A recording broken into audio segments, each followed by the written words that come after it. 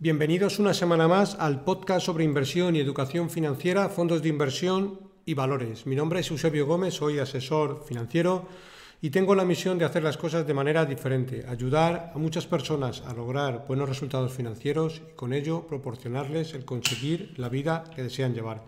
Si estás interesado en solicitar una segunda opinión sobre tu cartera de fondos, puedes hacerlo. Si me envías cómo tienes estructurada tu cartera en el momento actual, te puedo mandar una propuesta de inversión personalizada. También puedes enviarme si consideras que revise algún fondo que tienes en cartera y que no comprendes muy bien dónde invierte, comisiones de gestión o cualquier duda que puedas tener sobre tu cartera de fondos. Puedes enviarme un email a la dirección eusgomez@gmail.com y con cierta normalidad, aunque a veces con un poquito de retraso, voy contestando.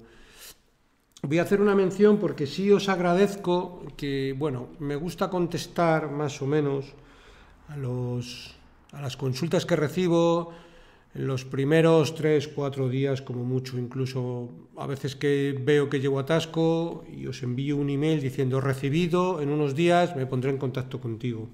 Pero es verdad que me ha pasado en muy pocas ocasiones, pero en 2 o 3, que algunos emails se me han colado y la verdad que me sabe un poco mal que me mandéis una propuesta de cartera, una consulta, cualquier cosa, y por un despiste, por un excesivo flujo de mail, pues que se me pase. Os agradezco que si veis que me enviáis una consulta y que tardo más de 4 días en al menos contestaros y mandaros un recibido, me pondré en contacto contigo. Si no os importa, me volvéis a enviar el mismo recordatorio, porque eso significa que de alguna manera se me ha pasado. No suele pasar, pero es verdad que muchísimos que me envían, algunos pues me ha pasado que se me ha colado y no es lo correcto, pero bueno, hay veces que las cosas pues suceden. Perfecto, pues un poco para aclararlos y que por lo menos no quedemos en mal lugar de que me enviéis algo y pasen 10 días ni de broma, o sea, más de 4 me lo hacéis un recordatorio, porque en muchos casos veo que llevo, como he dicho anteriormente, veo que llevo mucho atasco, pero al menos buenos días, Juan, mira, recibido, en breve me pondré en contacto contigo. Y eso es que ya lo tengo en la carpeta adecuada, ¿vale? Bueno, dicho eso, como siempre, empezamos por el disclaimer, que es un poco la responsabilidad y el aviso legal, ¿de acuerdo? La actual presentación tiene un carácter informativo y divulgativo. No supone bajo ningún término ninguna recomendación de compra o de venta de ninguno de los fondos o acciones mencionados en este podcast. La publicación de este podcast es a título personal. Esta semana os traigo el consultorio de fondos. Bueno, hay bastantes consultas acumuladas, algunas muy interesantes, como veremos, y vamos a dar un repaso a todas las consultas. Como siempre, ahora antes de empezar, que si no luego ya me lío y lo paso del tirón, os agradezco muchísimo que me deis like en la aplicación donde lo estéis viendo. Es verdad que últimamente los likes me han subido muchísimo y os lo agradezco enormemente porque, pues siempre las plataformas que yo donde más oyentes tengo, siempre es en iBooks, pues siempre posicionan a los podcasts que tienen más like en las primeras posiciones y eso siempre le da visibilidad al podcast y la verdad que os lo agradezco, es algo que nos cuesta mucho y si entiendo que cuando seguís de manera continuada escuchando el podcast es porque más o menos es información útil y que os sirve y siempre os agradezco que le deis al clásico like de me gusta. Bueno, sin más dilación, empezamos por las consultas. Primera consulta, José Miguel Andreu me comenta: muy buenas, Eusebio, he oído el resumen trimestral y me ha sorprendido la gran cantidad de fondos, la gran cantidad de posiciones que tiene y comenta sobre el Capital Group New Perspective, ¿vale? Y dice, comentas que eso le da una gran tranquilidad al inversor por la diversificación, pero, y hace un 2 puntos, ¿en qué se diferencia de un índice? En Morningstar se ve pegado al índice, pero con unos gastos del 1,5%. Para eso ya tenemos el MSCI World mucho más barato. La verdad es que no entiendo muy bien por qué está en el resumen. Muchas gracias por tu trabajo y un afectuoso saludo. Pues mira, es una pregunta muy interesante. porque es el clásico fondo muy grande en cuanto a muchas posiciones, pero ¿por qué como norma general lo traigo y lo pongo en el resumen? Porque es un fondo, para empezar, que tiene un historial de 50 años, es decir, que ya son años, ¿vale? Pero no solo eso, es que le ha sacado un exceso de rentabilidad al índice de 4,8% a lo largo de todos los 50 años, que ya son años. Y vemos aquí una comparativa, un slide que tengo, que algunos que queráis os lo puedo mandar sin compromiso.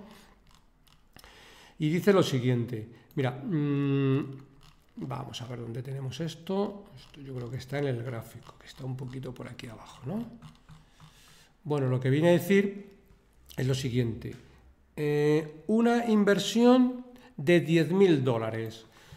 En el fondo se han convertido a lo largo de los 50 años en 1.829.000 dólares, con una rentabilidad del 13% anual. 13% anual compuesto a largo plazo es muchísimo lo que compone, porque se hace la bola de nieve muy grande. Mientras que en el índice de referencia, esos mismos $100.000 pues se han convertido en $286.000, con una rentabilidad del 8,2% anual, que está muy bien. Pero precisamente este fondo lo que le hace es pues ser un fondo grande, porque tiene muchas posiciones. En un momento dado puede ser pegado al índice, pero como norma general y a largo plazo lo hace muy bien. Y es por eso, es un fondo mucho mejor que un índice. Es verdad que con el 1,5% de gastos, pero la rentabilidad que estamos hablando ya es descontado el 1,5%, con lo cual, bueno, pues hay determinados fondos de gestoras, como en este caso Capital Group, que a largo plazo lo suelen hacer muy bien, mucho mejor que el índice. Vale, siguiente cuestión, en este caso la consulta viene de parte de Barón Charles, que se denomina así, no me pone su nombre, ¿vale? Saludos, Eusebio, le escribo con la intención de si puede aclararme algunas cuestiones, y me pregunta: como inversor minorista que soy, tengo una duda sobre cómo se gestionan los fondos de renta fija, y me explico.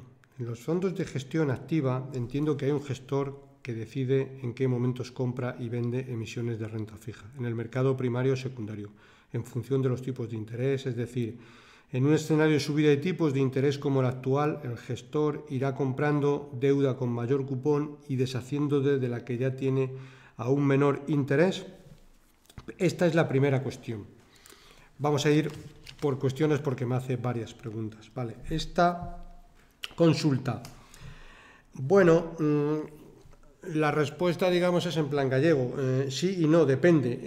Y vamos a definir un poco en qué depende. Pues depende de que si ha caído mucho el precio del bono, por ejemplo, en lugar de cotizar a 100 y cotizar a 60, pues igual el gestor espera el vencimiento porque sabe que le van a dar 100, que es el nominal. Entonces, muchas veces en ese caso el gestor no empieza a deshacer posiciones por comprar cupones de mayor TIR, porque ha tenido tanta caída el bono subyacente que hay dentro, que al gestor no le interesa, y sabe que dentro de 18 meses, en condiciones normales, pues lo que hoy cotiza a 60, pues le va a dar 100, con lo cual no lo vende.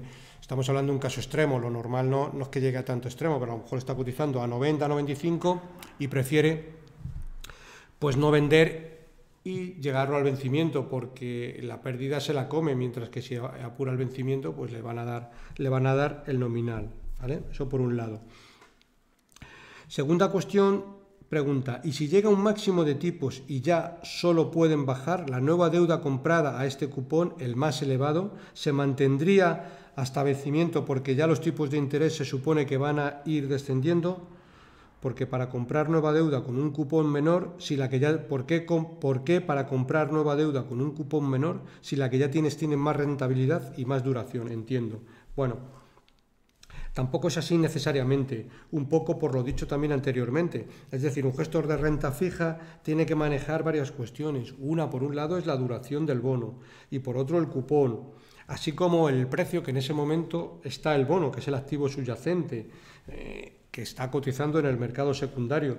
Porque si dicho bono, como pasa, cotiza todos los días, pues todos los días va a tener un vencimiento. Y en este caso pasa un poco al contrario. Si él considera que ese bono no tiene que venderlo y esperar dentro de 7 meses o 13 meses para venderlo en mejores circunstancias, lo aguantará, ¿vale? Aunque en este momento tenga más o menos rentabilidad. Es una cuestión de ver el timing, que siempre el gestor lo va haciendo. Tercera cuestión que me pregunta. Y claro, una gestión pasiva de renta fija a través de un indexado, como puede llegar a entenderse si se supone que no hay un gestor que tramita las compras y ventas según oportunidades. Sí, exacto, así es. No hay un gestor detrás que haga todo este tipo de gestiones. O en la gestión indexada de renta fija hay otro tipo de praxis. No, normalmente la gestión indexada de renta fija pues es un proceso prácticamente automático. Se compran unos bonos, se dejan al vencimiento y no hay una gestión detrás que vaya comprando bonos o vendiendo bonos en función tanto del tipo de interés como del activo subyacente. Yo la verdad que, bueno, la gestión pasiva en renta variable puede tener su sentido, pues que en renta fija hay tal amalgama que no lo veo. De hecho, últimamente me estoy encontrando con carteras de gestión pasiva que tienen una parte invertida en renta fija y es que es un absoluto, desde mi punto de vista, bastante disparate, porque es que tienen renta fija incluso se supone que para dar menos volatilidad a la cartera, pues que tienen fondos con vencimiento de bonos de 20 años, es decir, con el riesgo que eso ha conllevado, y ahí hay unas caídas que veo en ciertas carteras elevadísimas. Entonces, pues muchas veces, es decir, es que hay, ¿sabes? Eso sí que tiene bastante riesgo.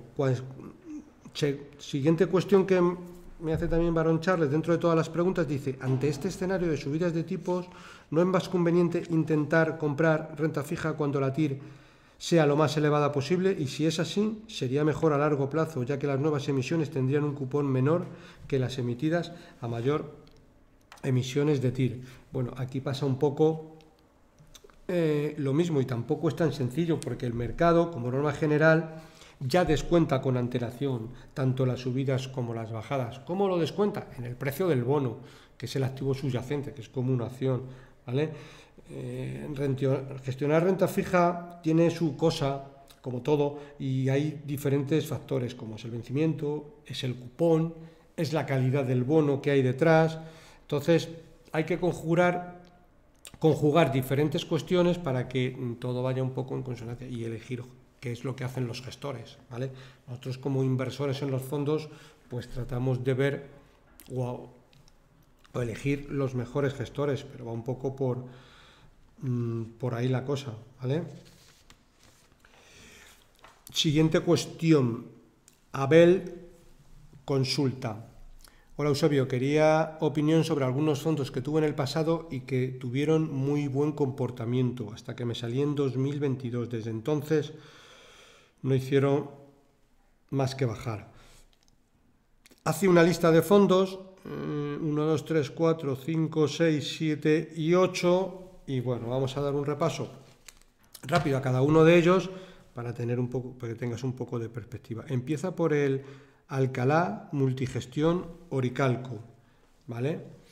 Alcalá Multigestión Oricalco, por lo que he visto, bueno, está dentro de la categoría de mixtos flexibles euro global, es decir, un fondo que, entre comillas, podría considerarse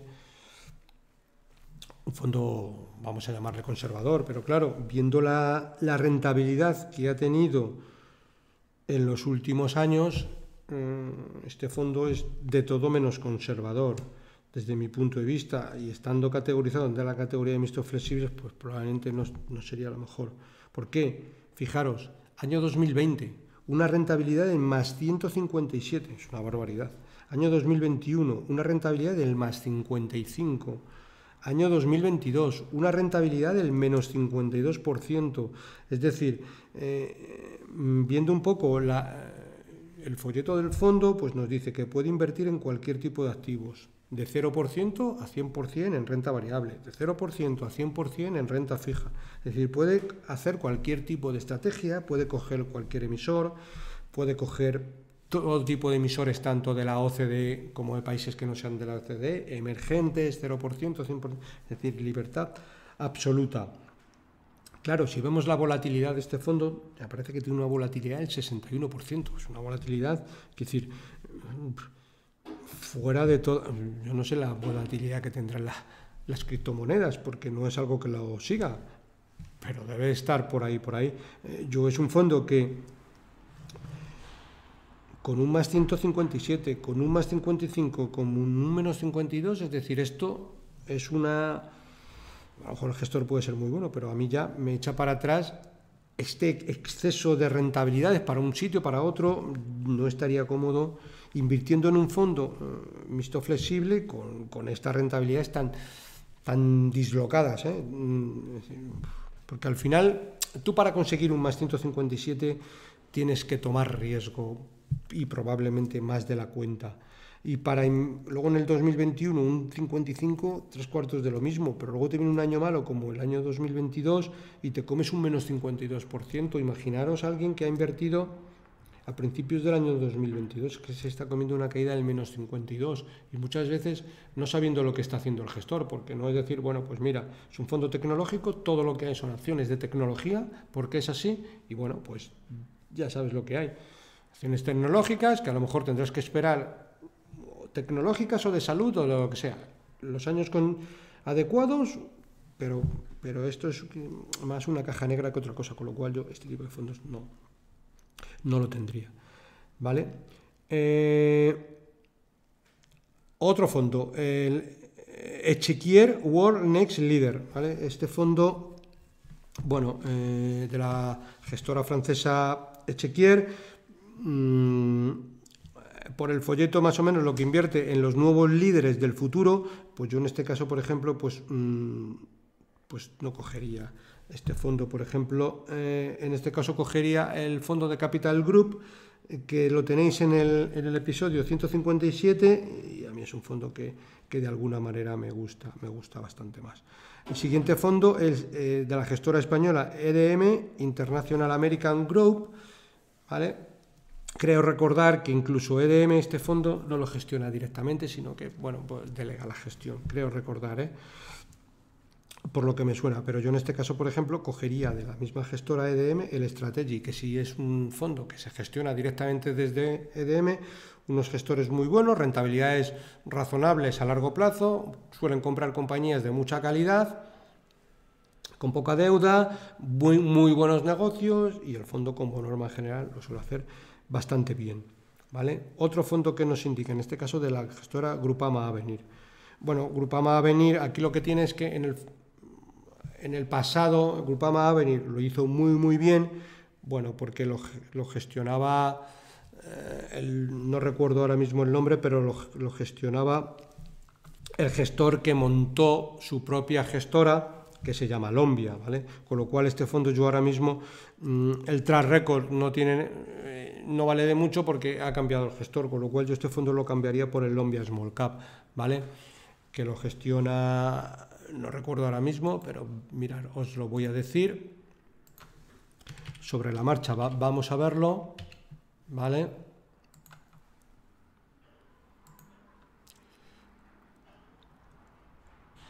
Lombia Capital, vale, Cyril Carrier, eso, que no lo tenía del todo claro. Cyril Carrier es el gestor que gestionó en los últimos años el Grupama Avenir, con lo cual, pues sí, yo evidentemente tendría el Lombia Small Cap, ¿vale? Que yo creo que es un producto que es verdad que el año pasado tuvo una caída muy fuerte, porque como norma general el Lombia Small Cap pues invertía en compañías de crecimiento y pequeñas de renta variable europea, con lo cual le pegaron muy fuerte. Bueno, este año está recuperando, pero es un fondo que en el momento actual tiene bastante potencial a largo plazo. Seguimos con las consultas. Me habla del Morgan Stanley Global Endurance. Yo este fondo no le tendría. En cambio me habla del Morgan Stanley US Advantage. Este fondo en cambio sí le tendría en cartera. También me habla del Morgan Stanley US Growth, no lo tendría porque si tengo un poco el US Advantage ya me hace esa función también del US Growth, con lo cual con uno sería más que suficiente. Y por último me habla del Bailey Gifford, que en algunas ocasiones hemos hablado aquí, largo entendido, este fondo sí que lo tendría, incluso lo tendría para siempre. Es decir, lo tendría como fondo de armario, en el cual siempre lo tendría, en algunas ocasiones con más o menos ponderación, pero siempre lo tendría. Bueno, estas son las consultas. Luego me dice muchas gracias y felicidades por tu consultorio, se agradece. Siguiente cuestión, Boris Sánchez pregunta: hola, tienes un podcast fantástico, me gusta porque te mojas, concretas y nos das trucos para comprar fondos. Es lo mejor que he escuchado hasta el momento. Eso mismo digo yo, es lo mejor que he escuchado hasta el momento, estas opiniones. ¿Vale? Te pediría que me resolvieras 3 dudas. La primera, dice, si tienes una cartera de fondos y en algunos ya vas ganando un 15%, ¿debes vender la parte del fondo correspondiente a ese 15% y esperar a reinvertirlo en el mismo cuando baje o en otro que vaya peor? ¿Deberías desinvertir el 100% y hacer beneficios y buscar otro, o seguimos en él sin hacer nada? ¿Vale? En principio lo que deberíamos de hacer es rebalancear, pero no a tal extremo de solo con un 15%. Yo si tengo un fondo porque me gusta, es muy bueno, y le tengo a largo plazo, pues con un 15% pues prácticamente no hago nada, yo no tocaría nada. Quizás con un 30 o más 40% en un mismo año, pues quizás a lo mejor me lo replantearía y vería diferentes opciones de si en ese momento hay otros fondos pues que se han quedado un poquito más atrás, pero con revalorizaciones mucho más relevantes. Evidentemente, si tengo una cartera, por ejemplo, 50-50, 50% renta variable, 50% renta fija, y ya no es que haya un fondo solo que sube un 15%, pero a lo mejor si un fondo me sube un 15%, pues no hago nada.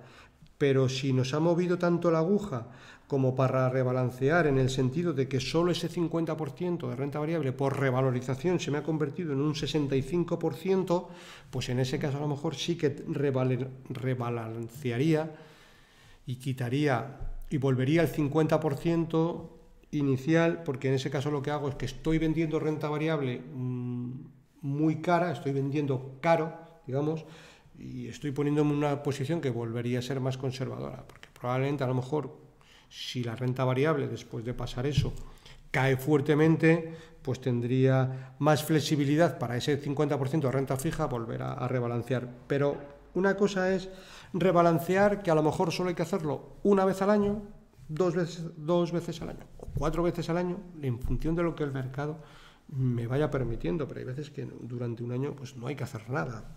Pero es un poco, yo diría, más que estar todo el día toqueteando la cartera, lo que sí, sobre todo si tenemos una cartera bien diseñada, lo mejor es dejarla que funcione sola. Lo que debemos de hacer, vigilarla, sí, pero toquetear permanentemente o mover la cartera permanentemente, no, eso no deberíamos de estar haciendo, ¿vale? Segunda cuestión que pregunta Boris. En cuanto a los fondos de renta fija, si tienes duración de 2 años y cupones del 2%, ¿deberías sacar 2% al año durante 2 años? Y cuando pasen los 2 años lo vuelves a mirar, o hay que revisarlo cada cierto tiempo porque esos parámetros irán variando, ¿no? Vale, los parámetros pueden ir cambiando y tú puedes encontrar, por ejemplo, en que en agosto del 2023, este año, pues ya tenemos el 4%. ¿Por qué? Porque a lo mejor la renta fija pues ha corrido en exceso, ¿vale? En ese caso sí que nos pondríamos a pensar y valorar qué alternativas tenemos de mover ese capital, por ejemplo, pues a lo mejor a un monetario o a alguna opción que nos ofrezca en ese mismo momento un ratio riesgo-recompensa pues algo más adecuado, ¿de acuerdo? Ahora mismo la renta fija está ofreciendo un ratio riesgo-recompensa pues adecuado, pues nos pagan aproximadamente 3-4% anual por un producto que es un riesgo con un riesgo bajo, y hace un año esto era bastante impensable. Evidentemente, siempre que compramos un fondo de renta fija, nunca vamos a tener una rentabilidad lineal, siempre vamos a tener una rentabilidad pues que irá con sus dientes de sierra, mucho menos que la renta variable, pero tendrá sus dientes de sierra. Este año, por ejemplo, pues casi en el mes de enero-febrero, pues ha corrido algo más de la cuenta. Bueno, pues a lo mejor hay que ir con un poquito más de cuidado. Pero, en general, es así, ¿vale? Tercera cuestión que pregunta Boris, Dice, para echar el número gordo de rentabilidad en los fondos de renta fija, ¿qué usas para la duración? La duración efectiva, la modificada o el vencimiento efectivo. Y para la yield, el cupón ponderado o el rendimiento. Esta pregunta trae bastante miga, ¿vale? Porque la duración modificada ya descuenta en el liquidativo del fondo si los bonos que hay por detrás pues han subido han bajado de 100 a 95, que es el precio del bono. En ese caso, bueno, pues hay que ir con cuidado, ¿vale? Yo, por hacerlo fácil y como norma general, ¿vale? Pues por ejemplo, la diferencia entre la duración efectiva o la duración modificada. La duración efectiva es que a lo mejor dentro de la cartera hay bonos con duración de 3 años, pero el gestor considera que tiene que tener esos bonos, pero le parece que 3 años de duración es algo más largo. Pues a lo mejor cubre la divisa con futuros y se la trae a 2 años. La divisa no, perdón. Cubre la cartera con futuros y se la trae a 2 años, con lo cual sigue teniendo los mismos bonos, pero la cubre con futuros, que sería algo parecido a cuando un gestor considera que tiene acciones, no las quiere vender y cubre cierta parte de la cartera con futuros sobre índices. Pues esto es un poco lo mismo. Con lo cual, la duración efectiva son los bonos, pero la modificada es que él, por cobertura de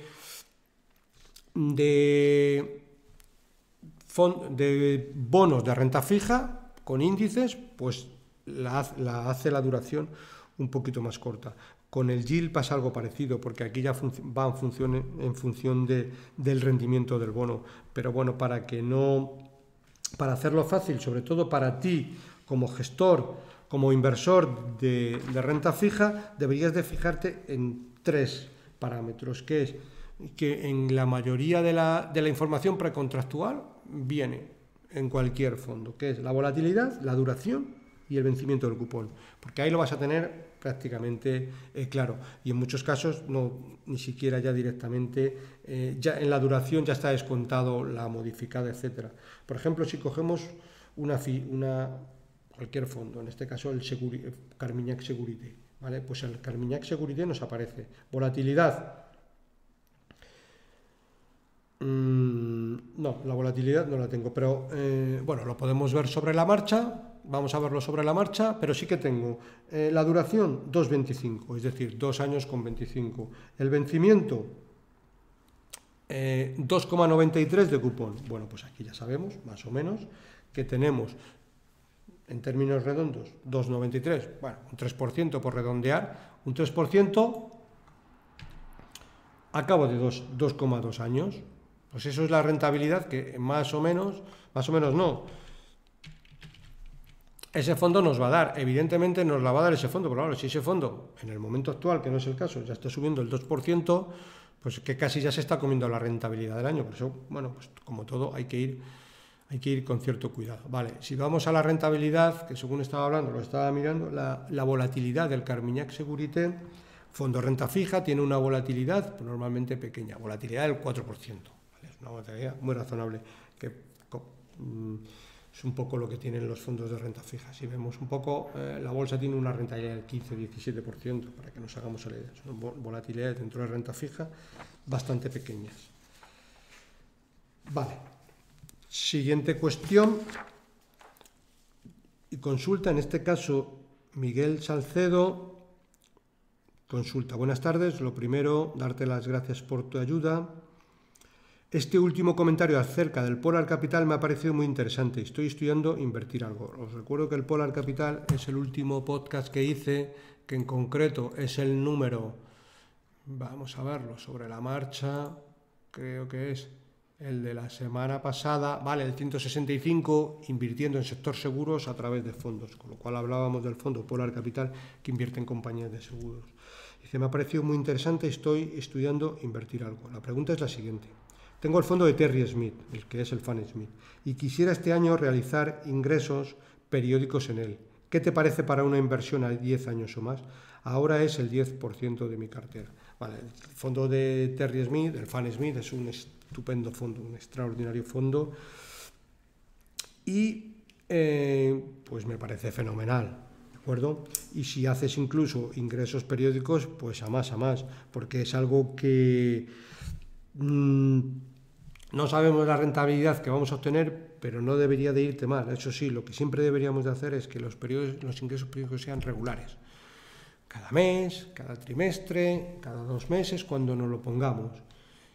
Y que nunca dejemos de hacerlo, porque muchas veces empezamos a hacer, el fondo cae un 30% por lo que sea y nos asustamos. Y esos momentos, como vamos a ver ahora un poquito más adelante, son los mejores momentos para invertir si hacemos aportaciones periódicas. Cuando el fondo está cayendo muchísimo y hay que hacer 2 combinaciones. Una, elegir un fondo extraordinario, como es el Fannie Smith, y si hacemos aportaciones periódicas no nos va a ir mal. Vamos a ver un ejemplo, qué pasa cuando invertimos 1.000 euros todos los meses en el mismo fondo, ¿vale? Pues mira, si invertimos 1.000 euros en el mismo fondo cuando cotiza a 10 euros, pues todos los meses nos dan 100 participaciones. 100 por 10 son 1.000, ¿vale? Pero nos podemos encontrar con la siguiente cuestión. Al mes siguiente, el fondo, en lugar de valer 10, vale 8, es decir, ha bajado un 20%, con lo cual nosotros invertimos 1.000 euros, pero en lugar de darnos 100 participaciones, lo que nos dan son 125 participaciones del mismo fondo, ¿vale? Siguiente mes, el fondo sigue bajando y baja 7. Bien, pues en ese caso no nos dan ni siquiera 100, pero tampoco 125, nos dan 142 participaciones por los mismos 1.000 euros, ¿vale? Siguiente mes, vamos a hacerlo un poco extrapolando, ¿vale? Normalmente no hay tanta variación, un poco para que lo veamos. Siguiente mes, el fondo baja a 6 euros, ¿vale? Con lo cual en vez de darnos ya no 100 como en el punto inicial, ni 125 ni 142, nos dan 166 participaciones por los mismos 100 euros. Entonces nos podemos encontrar de haber invertido 3.000 euros, pero que en lugar de habernos dado 300 participaciones, nos han dado 433 participaciones. Imaginaros que en el mes 5 el fondo vuelve a 10, ¿de acuerdo? Es decir, vuelve al punto inicial, ni siquiera ha subido, ha bajado y luego ha vuelto a corregir, ¿vale? Que es algo parecido a lo que pasó en marzo del 2020 con el COVID. Bien, el fondo sin haber hecho nada, 0 contra 0, y habiendo tenido un periodo de baja rentabilidad, nos encontramos con que tenemos 433 participaciones que valoradas a 10 euros son 4.330 euros, cuando hemos invertido 3.000. Vemos un poco por qué comprar lo más barato posible es lo mejor que nos puede pasar. Y si hacemos aportaciones periódicas, pues a veces que compremos más 10, menos 10, más 7, menos 7, pero si lo hacemos siempre tendremos una rentabilidad muy, muy razonable, porque tendremos una inversión a diferentes precios, ¿vale? Y ya por ir a más, si el fondo sube a 12, ¿vale? Y también hemos invertido los 3.000 euros, es decir, 433 participaciones por 12 nos dan 5.196 euros sobre 3.000 euros invertidos, ¿de acuerdo? Es decir, vemos que muchas veces la volatilidad en los fondos de inversión tiene que ser nuestra amiga, ¿vale? Contra más volátil sea el fondo y mayor calidad, siempre vamos a obtener mayor rentabilidad, ¿vale? El Fannie Smith es un fondo que tiene una volatilidad incluso un poquito menor que la bolsa, un 15,44, tiene una volatilidad algo más baja que el mercado, pero es un muy buen fondo, con mucha calidad, nos va a permitir dormir súper tranquilos porque tiene empresas muy buenas, mundiales, líderes en sus sectores y demás, ¿vale? Y con muy buena rentabilidad a largo plazo, mejor que la mayoría de los índices, ¿vale? Si queremos rizar el rizo, pues quizás para este tipo de inversiones a lo mejor deberíamos de encontrar un fondo que sea de small cap, porque para aportaciones mensuales un fondo de small cap como norma general tiene mayor volatilidad, con lo cual la mayor volatilidad debería de jugar a nuestro favor. Y podemos encontrar, en algunos casos, he hablado en diferentes episodios aquí de ellos, pues el Lombia, que he hablado anteriormente, el Trident Lane del Small Cap, el Morgan Stanley US Advantage, que últimamente está teniendo mucha volatilidad. Es un fondo muy interesante para hacer este tipo de inversión. el AZ Valor últimamente también tiene bastante volatilidad y nos podría servir, al menos al corto plazo. A lo mejor luego en el largo plazo, cuando los gestores empiecen a cambiar las empresas que hay dentro, pues meten empresas un poquito más solventes porque han visto que han caído. A lo mejor podríamos ir variando, pero un fondo de small cap con una volatilidad un poquito más alta siempre sería mejor, ¿vale? Bueno, seguimos. Otra consulta, en este caso Juan Pablo. Pregunta, para estos momentos tener liquidez en un monetario, ¿qué te parece? ¿Es mejor un tipo de monetario de bonos flotantes o un monetario más tradicional? Yo te diría que si queremos invertir en un monetario, lo haría mejor en un monetario tradicional, ya que actualmente pues le vamos a poder sacar un 2% de rentabilidad y bueno, pues para un monetario 2% tirando por lo bajo. Pues yo creo que está bastante bien. Un riesgo muy bajito y es una inversión pues que ya te digo, dentro de un año nos debería bueno, esperamos al 2 y nos debería dar pues, más cerca del 2,5, 2,80 que otra cosa. Muchas veces podéis ver, ahora cogemos un monetario y vemos y decimos, uy, un monetario el año pasado no dio rentabilidad y este año lleva un 0,15 de rentabilidad en positivo. Claro, no tenemos que ver el historial porque el historial nos dice que hace un año los tipos de interés estaban en negativo, pero un monetario prácticamente está comprando productos de muy corto plazo, letras del Tesoro, bonos del Estado, súper conservador, que ya le está dando el 2%, pero evidentemente no lo está reflejando hoy, porque muchas veces trae alguna letra del Tesoro o algún bono un poquito más atrasado, pero como es de muy corto plazo, dentro de un año, estando la letra como está, pues nos debería de dar un poquito más del 2, ¿vale? Pues, pero hay que comprarlo ahora, porque si muchas veces esperamos a que vaya subiendo mucho, ya se ha comido la rentabilidad y luego a lo mejor, pues de alguna manera estamos comprando en pico, ¿vale? Otra pregunta, dice, cuando hablas de un fondo de renta fija que tiene de media de cupón de 4%, duración 2 años, ese fondo en 2 años ganará un 8% con esos cupones, ¿verdad? Exacto, así es. Pero tienes que considerar que, como decía antes, no va a ser una subida lineal y asegúrate de comprarlo con una rentabilidad neto en el año, porque es que hay fondos de inversión de renta fija que en el mes de enero han subido un 3,5, 4, que es demasiado subir, con lo cual muchas veces la subida, o sea, lo que debería haber subido en el año se lo está comiendo. Entonces hay que ir con cuidado y comprarlos pues en un punto neutro del año, es decir, cuando veamos caídas, volatilidad, aprovechar buenos precios, ¿sabes? Porque como decía, si este año ya está subiendo un 4, pues ya está descontado a la rentabilidad anual y podría ser que el 31 del 12 el fondo pues acabe subiendo un 5 y tu inversión pues solo suba un 1, porque lo has comprado ya en un más 4. Entonces, bueno, hay que el punto de entrada en cualquier tipo de inversión pues es interesante, ¿vale?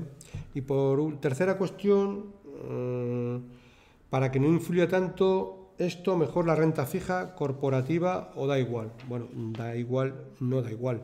Porque es verdad que como norma general la deuda corporativa, es decir, la deuda de empresas, siempre tiene más riesgo que la deuda de gobiernos, que la deuda gubernamental, ¿vale? Por lo tanto, siempre en deuda corporativa el tipo de interés siempre va a ser mayor, porque hay pues, hay un nivel de riesgo más elevado, ¿vale?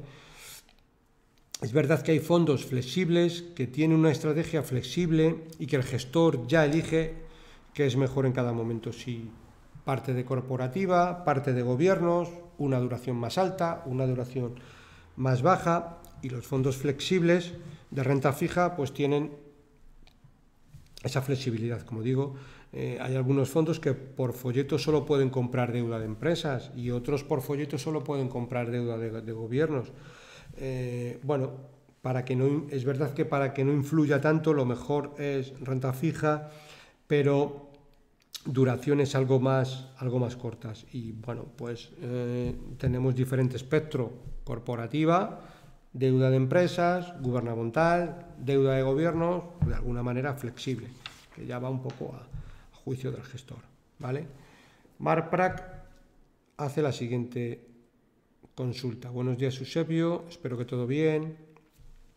En referencia a tu último podcast de renta fija, felicitarte por el análisis que nos brindas y toda la información que nos das. Muchas gracias. Bueno, espero que os sirva a todos de ayuda.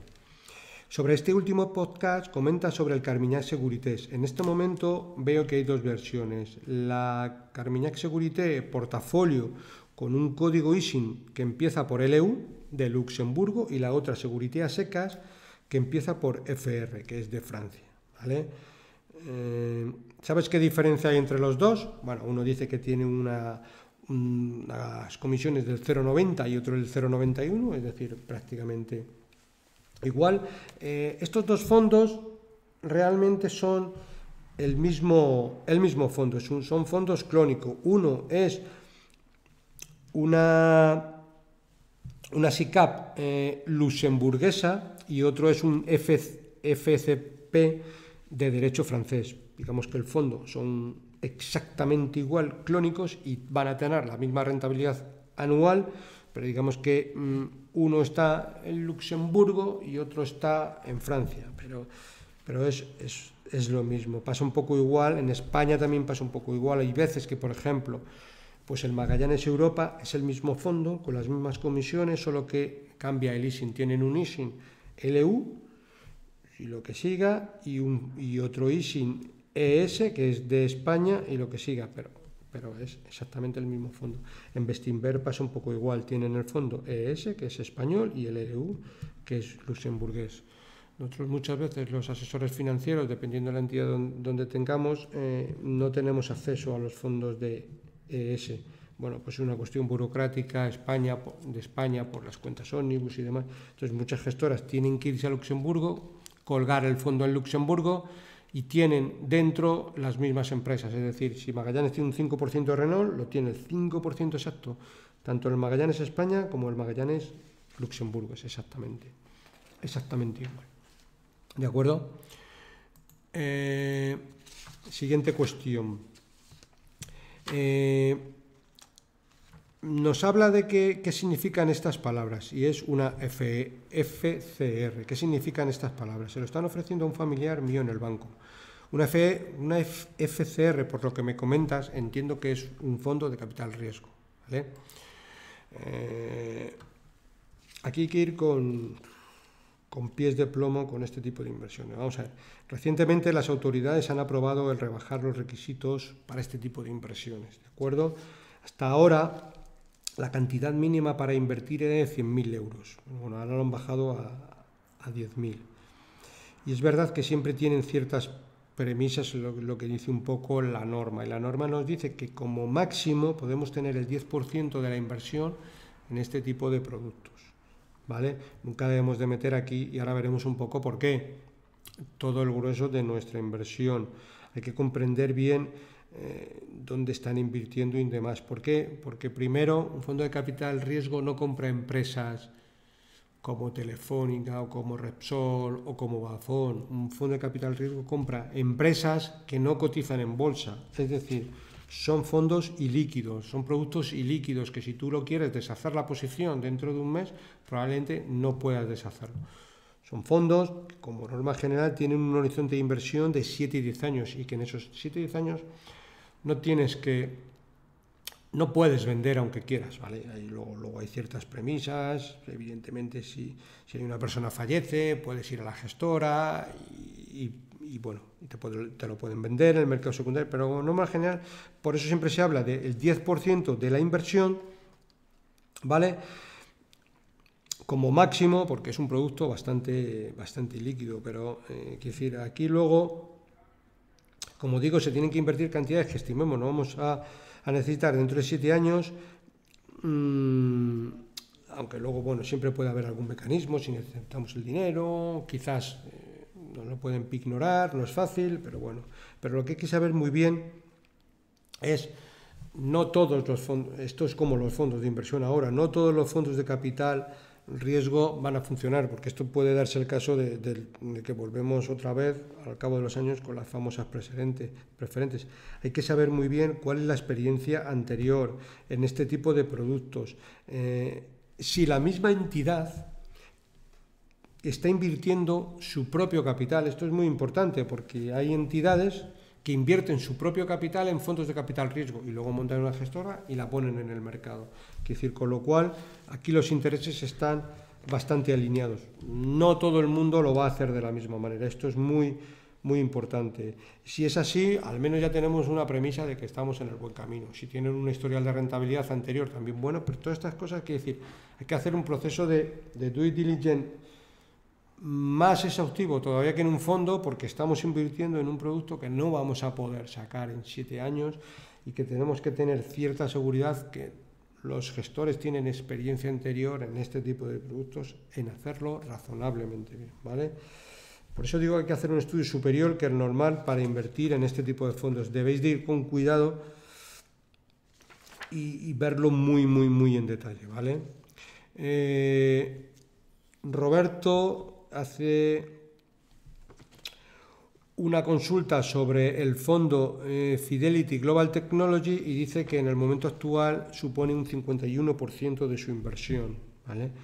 Un 51% de nuestra inversión en un único fondo yo no tendría más de un 20% de la cartera en un único fondo y menos en un fondo de tecnología. En este caso, en un fondo de tecnología, como máximo lo limitaría al 10%. Por muy bien que lo haga el fondo, la diversificación dentro de una cartera es muy importante y hace que la cartera sea más robusta y más segura. Podemos encontrarnos con que cogemos una ola buena, invertimos en un fondo de tecnología y nos va fenomenal. Pero ni en ese caso sería una actitud prudente, ¿vale? Lo mejor es tener una cartera de fondos globales con un buen historial de rentabilidad y el historial de rentabilidad, perdón que bebo agua,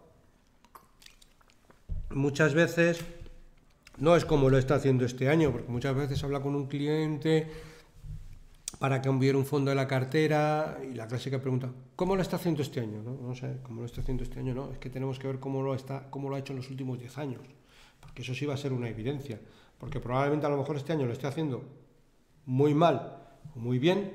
Si lo hace muy mal, a lo mejor es un motivo para pensar seriamente que tenemos que introducirlo en cartera, porque el gestor hace cosas razonables, pero bueno, no está teniendo una época buena y es el momento a lo mejor de cargar esa posición, ¿vale? Como digo, muchos oyentes o clientes me preguntan, ¿cómo va en el año el fondo? Pues que en el año no tiene ningún sentido. Si nosotros invertimos a 7 años pensando en que este año no está subiendo o lo compro o no lo compro y tal, estamos haciendo una mezcla que no es la adecuada. Es decir, tenemos que coger el historial de los últimos 10 porque vamos a invertir para los próximos 10 y ahí va teniendo todo un poco más sentido que decir, ¿cómo lo hace el fondo en el año? Porque ¿cómo lo hace el fondo en el año? Es una pregunta que casi no tiene respuesta, porque evidentemente el fondo lo hará como lo tenga que hacer, pero no nos dice en exceso. Lo que sí nos dice es qué está haciendo el gestor por dentro, aunque muchas veces eso es más importante, con independencia de que el fondo llegue un +5, -5, ¿vale? Eso es un poco es decir, poner el ángulo en el largo plazo y no pensar, oye, pues si, joder, no voy a comprar un fondo que está cayendo este año porque ya me da miedo, ¿no? Es que quizás todo lo contrario, ¿de acuerdo? Bueno, pues no hay más consultas. Como siempre me despido. Para cualquier consulta o comentario sobre este podcast puedes enviarme un email a la dirección eusgomez@gmail.com. Si te ha gustado el programa, te agradezco le des un me gusta en la aplicación donde lo estés escuchando. Un saludo muy cordial, paciencia y buenas inversiones.